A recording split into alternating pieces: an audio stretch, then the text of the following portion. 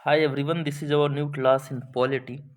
सो इससे पहले मैंने काफ़ी सारे टॉपिक्स ऑलरेडी डिस्कस किए हैं। तो आज का जो हमारा टॉपिक है वो है प्रियम्बल।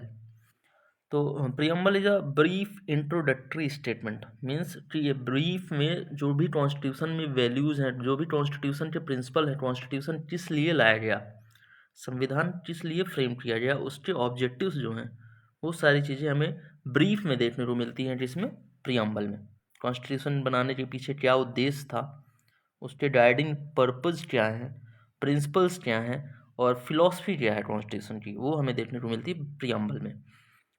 और डॉक्टर भीमराव अम्बेडकर जी ने ये भी कहा था कि ये जो कॉन्स्टिट्यूशन में प्रियम्बल डाला गया है, ये सोल या तो बैकबोन है इंडियन कॉन्स्टिट्यूशन की।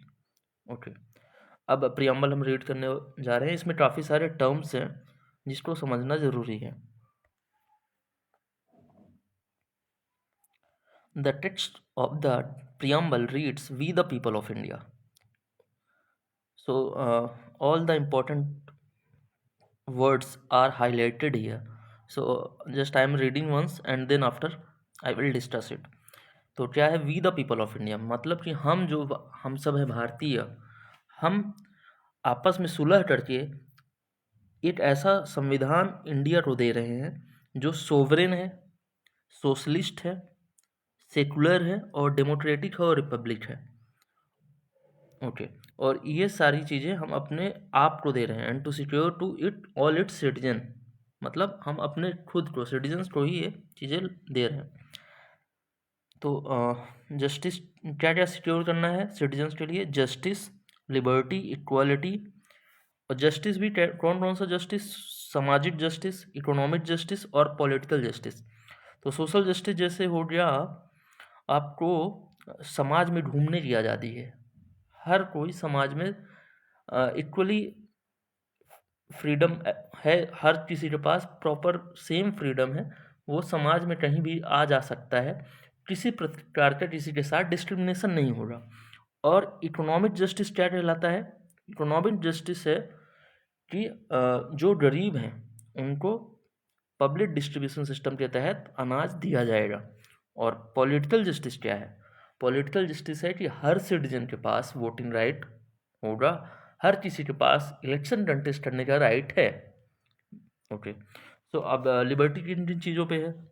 लिबर्टी ऑफ थॉट, कि आप आज़ाद हैं कुछ भी सोचने के लिए, कोई भी चीज़ व्यक्त करने के लिए, अपने बिलीफ सिस्टम को बनाए रखने के लिए। आप कौन सा रिलीजन फॉलो करते हैं वो आपकी लिबर्टी है, आपका बिलीफ है, आपका फेथ है, जिसमें उस रिलीजन को आप फॉलो करिए, आप उनकी पूजा करिए। सो लिबर्टी से ये सारी चीज़ें दी गई हैं। Equality of status and opportunity means her citizen का स्टेटस संविधान के प्रति सेम है, और आपको संविधान के तरफ से बराबर अपॉर्चुनिटी, बराबर मीन्स आपको अवसर दिए जाएंगे। सो और इसके साथ हम सब में क्या प्रमोट करना है? फ्रेटर्निटी। फ्रेटर्निटी मतलब भाईचारा। भाईचारा बढ़ाना है, और इसके साथ साथ हमें ये एश्योर करना है कि इंडिविजुअल की डिग्निटी मेंटेन रहे, और साथ साथ यूनिटी और इंटीग्रिटी देश की बनी रहे, देश की एकता और अखंडता बनी रहे, और हर एक इंडिविजुअल की जो डिग्निटी है, जो उसकी मान मर्यादा है समाज में, वो बनी रहे। और साथ में क्या है प्रियम्बल में? इन और constituent assembly this 26 day of November 1949, 26 नवंबर 1949 को हमने खुद के लिए ये कॉन्स्टिट्यूशन अडॉप्ट किया, इनेक्ट किया, और खुद को हम ये कॉन्स्टिट्यूशन सौंप रहे हैं। ये लास्ट लाइन है। सो ये प्रियम्बल की वर्डिंग्स थी।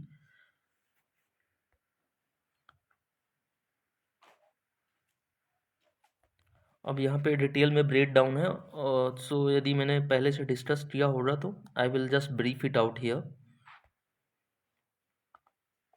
सो source of the constitution. Constitution का सोर्स क्या है? कॉन्स्टिट्यूशन की अभी प्रेरणा किससे मिली है? कॉन्स्टिट्यूशन किसके लिए बना गया है? तो सोर्स इंडिविजुअल है। We are the source, we the people of India. हम सारे सिटीजन ही सोर्स हैं, हमारे लिए ही कॉन्स्टिट्यूशन लाया गया है। इसका मतलब क्या है? जो कंप्लीट अल्टीमेट अथॉरिटी और sovereignty of the constitution lies with in the people of India. Means कि संविधान सर्वोपरि है और उसकी जो अथॉरिटी है, उसकी जो अखंडता है, सोवरेन है, संप्रभुता, अखंडता नहीं है, संप्रभुता है, वो है इंडियंस को लेके, इंडियंस के प्रति, पीपल ऑफ इंडिया के प्रति। ओके।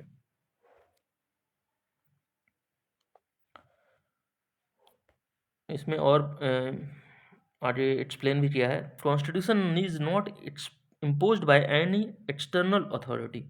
इसका मतलब यह है कि कॉन्स्टिट्यूशन किसी बाहरी लोगों द्वारा इम्पोज नहीं किया, ये हमने खुद ही आपस में सुलह करके अपने आप को ये कॉन्स्टिट्यूशन दिया है, by the people through their representatives in the constituent assembly. तो हमने आपस में सुलह करके कुछ रिप्रेजेंटेटिव्स भेजे थे जो कॉन्स्टिट्यूएंट असेंबली जो बनी थी 1946 में, उसके पार्ट थे। हालांकि ये जो रिप्रेजेंटेशन था, आज के लेवल जैसा रिप्रेजेंटेशन है, जैसे आज का इलेक्शन होता है उसमें everybody has right to vote, सबके पास राइट था। पर उस टाइम पे जब रिप्रेजेंटेशन हुआ था, जो मेंबर्स भेजे गए थे कॉन्स्टिट्यूएंट असेंबली में, तो वो लिमिटेड रिप्रेजेंटेशन था। मीन्स जो मेन हेड होते थे वो वोट कर पाते थे, सभी के पास वोटिंग राइट नहीं था, इतना वास्ट नहीं था।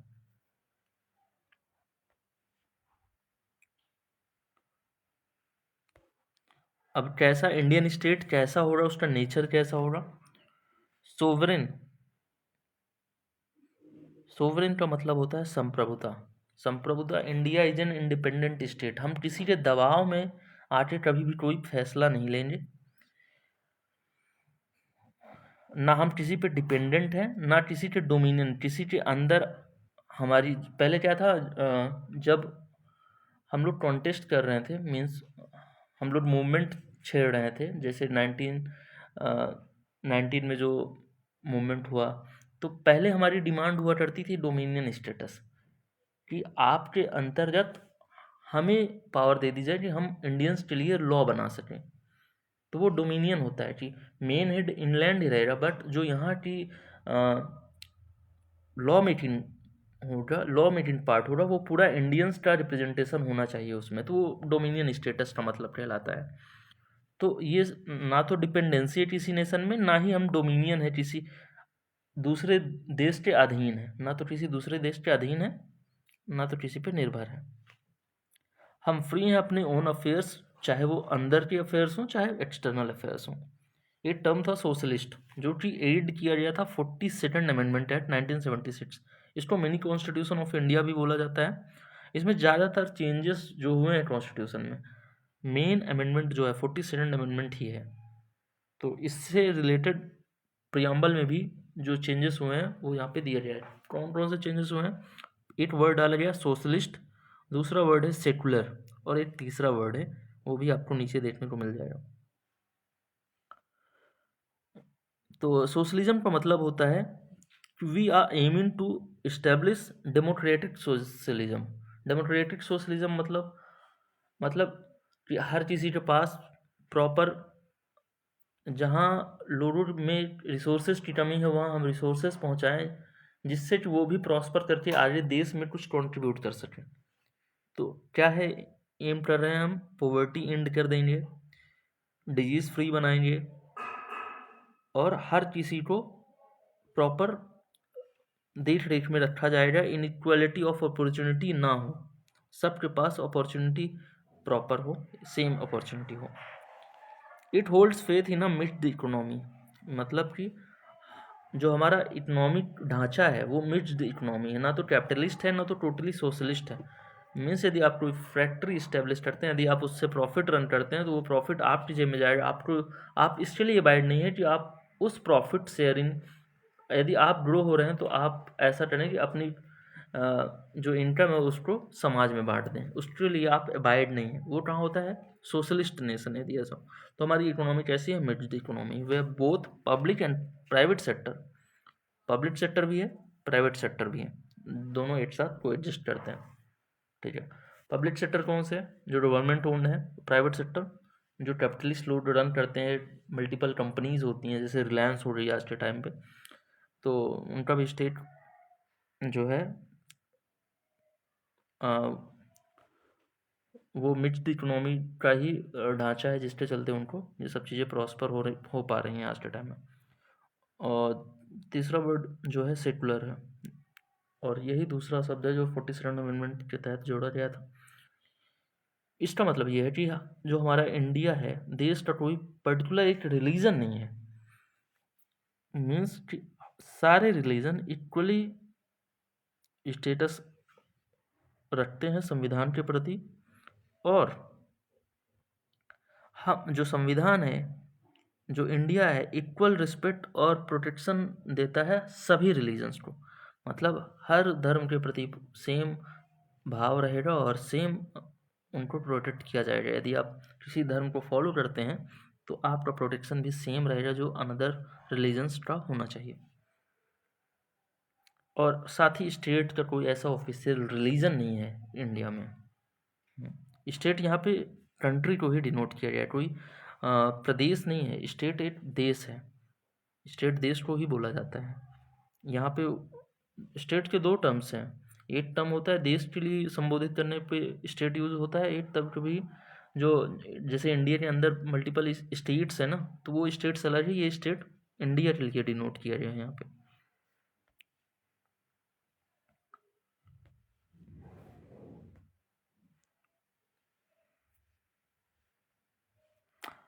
अब जो टर्म है वो है डेमोक्रेटिक। डेमोक्रेटिक का मतलब क्या है? डेमोक्रेटिक मतलब जहाँ लोगों की जवाबदेही होगी किसके प्रति? सरकार के प्रति। जो भी गवर्नमेंट फॉर्म होगी वहाँ पीपल लोगों के पास इक्वल पॉलिटिकल राइट्स होंगे। मीन्स आप सभी इक्वली लायबल होंगे। जो भी सरकार बनेगी उससे आप जवाबदेही मान सकते हैं अपने सवालों के प्रति, और आप उनको हटा भी सकते हैं। ये होता है डेमोक्रेटिक सेटअप कि आप अपनी सरकार के प्रति सवाल पूछ सकते हैं। यदि उनका वर्किंग आपको पसंद नहीं आ रही तो आप अपने पावर्स का, कौन से पावर, वोटिंग राइट्स का इस्तेमाल करके उनको हटा भी दे सकते हैं। इससे अकाउंटेबिलिटी बढ़ती है। सो हमारा जो सेटअप है कैसा है? रिप्रेजेंटेटिव पार्लियामेंट्री डेमोक्रेसी है, डेमोक्रेटिक सेटअप है, और साथ ही साथ पार्लियामेंट्री सिस्टम है जहाँ पे हम रिप्रेजेंट करके अपने कैंडिडेट भेजते हैं। वो एक पीएम या एक हेड अपॉइंट करते हैं जो कि देश को रन करता है। Okay, moving on to next, we have the term Republic. Republic का मतलब क्या है? इट मीन्स कि जो हेड होगा स्टेट का वो is elected by the people indirectly, और जो ऑफिस है वो हेरिडेटरी नहीं होगी। मोनार्की में क्या होता है कि राजा जैसे हेड हुआ स्टेट का, उसके बाद जो अपकमिंग उनके संतान होंगे वो आगे चल के गद्दी संभालते हैं। बट रिपब्लिक में ऐसा होता है कि जो हेड होगा स्टेट का वो लोगों द्वारा ही चुना जाएगा, और उसकी पोजीशन हेरिडेटरी नहीं होगी। मीन्स वांछित नहीं, अनुवांशित नहीं होगी कि वंश बाय वंश, जैसे अभी पिता का शासन है तो फिर पुत्र का, फिर उसके बेटे का, ऐसा नहीं रहेगा। और सभी पब्लिक ऑफिसेस ओपन है एवरी सिटीजन, बिना कोई भेदभाव के। आप पब्लिक ऑफिस में जाके उनसे इंफॉर्मेशन कलेक्ट कर सकते हैं और उनका वर्किंग जान सकते हैं कि वो किस बेसिस पे कौन सा काम कर रहे हैं, ताकि आप भी अकाउंटेबल रहें, आप थोड़ा जागरूक बने। अब ऑब्जेक्टिव्स क्या हैं? जस्टिस इंश्योर करना, ये मैंने डिस्कस किया हुआ है ऊपर। अब जैसे सोशल जस्टिस, तीन टाइप की जस्टिस हैं, सोशल, इकोनॉमिक, पॉलिटिकल। तो सोशल जस्टिस क्या होता है? Equal treatment of all citizen, सभी सिटीजन्स का प्रॉपर सेम ट्रीटमेंट होगा, समाज में कोई भेदभाव नहीं होगा लोगों का। किसके तहत? उनकी जाति, उनके कलर, उनका धर्म, और उनकी जेंडर बेसिस पे कभी कोई उनके बेस उनका डिस्क्रिमिनेशन नहीं होगा सोसाइटी में। इकोनॉमिक जस्टिस क्या है? कि हर किसी के पास, जैसे होता है equal pay for equal work का जो कॉन्सेप्ट है, कि हर किसी के पास सेम अमाउंट पे होगा, चाहे वो मेल हो या फीमेल हो। हर किसी को इक्वल अमाउंट पे किया जाएगा उनके काम के अनुसार। और इकोनॉमिक फैक्टर्स और भी हैं, जैसे कि अब गरीबों को मुफ्त जो पीडीएस के तहत अनाज दिया जाता है, वो भी इकोनॉमिक जस्टिस इंश्योर करता है। पॉलिटिकल जस्टिस क्या है कि सभी के पास इक्वल वॉइस होगा गवर्नमेंट में, हर कोई अपनी आवाज़ रख सकता है, साथ ही साथ पार्टिसिपेशन होता है। जो हम इलेक्शन के माध्यम से जब वोट करते हैं तो पार्टिसिपेशन हमारा इंश्योर होता है, वो भी है पॉलिटिकल जस्टिस। लिबर्टी क्या है? आज़ादी। लिबर्टी का मतलब है आज़ादी। और आज़ादी वो भी जो कि लॉ लॉ के तहत हम आज़ादी, लॉ के फ्रेमवर्क के तहत जो लॉ बना हुआ है हमारे देश में कई सारे लॉ हैं, तो लॉ का उल्लंघन किए बिना जितनी हम आज़ादी अचीव कर सकते हैं वो है लिबर्टी। कौन कौन सी लिबर्टी है? Thought expression, belief, faith and worship. Thought expression, belief, faith and worship, ये सारी मतलब हम अपने विचार, जो हमारा बिलीफ सिस्टम है, जो हमारा फेथ है जिस धर्म के प्रति, वो सब चीज़ों में हमारी लिबर्टी, हम अपने मन अनुसार चीज़ें फॉलो कर सकते हैं।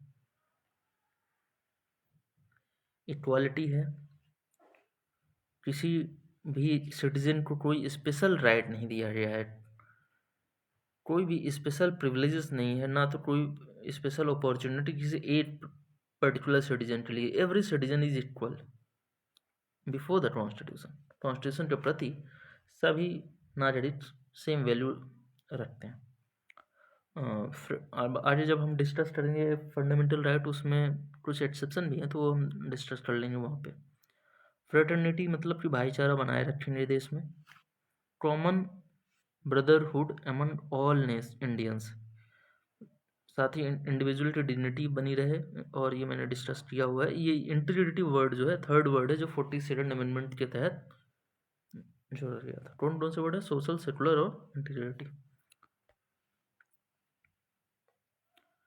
तो डेट ऑफ एडॉप्शन जो था, प्रियम्बल में डेट दी गई है, एडॉप्शन डेट है जो 26 नवंबर 1949। इसी डेट में हमारा जो कॉन्स्टिट्यूशन एडॉप्ट हुआ है, और ये हमने खुद को ये कॉन्स्टिट्यूशन दे दिया है। और फोर्स में कब आता है? 26 जनवरी 1950, जिस दिन हम रिपब्लिक डे मनाते हैं।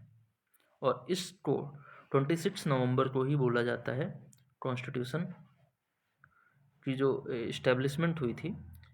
जैसे कुछ प्रोविजंस थे जो इसी दिन से लागू हो रहे थे, और इसी दिन को इम्पोर्टेंस दिया गया क्योंकि पूर्ण स्वराज इसी डेट पे हमने पूर्ण स्वराज की मांग रखी थी इसी डेट पे। तो उसका हिस्टोरिकल बैकग्राउंड है।